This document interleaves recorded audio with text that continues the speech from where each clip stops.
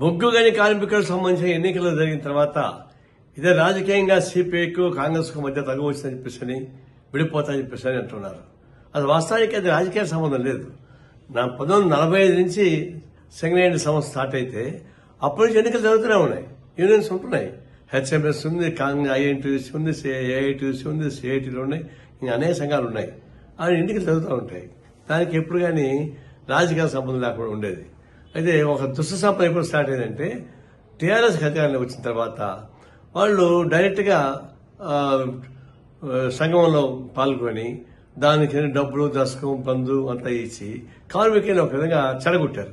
ఇది దుస్సాంప్రదాయం. TRS government వచ్చిన తర్వాతనే అధికారాన్ని ఉపయోగించి, డబ్బులను ఉపయోగించి, మద్యాన్ని ఉపయోగించి రకరకాల ప్రలోభాలతోటి ప్రయత్నించారు.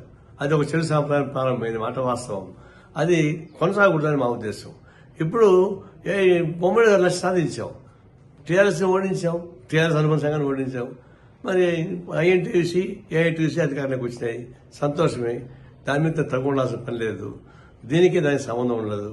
అందువల్ల రాబోయేటువంటి ఎన్నికల్లో కూడా మళ్ళా ఏదో విభేదాలు వస్తాయని రకరకాల ప్రచారం జరుగుతున్నాయి.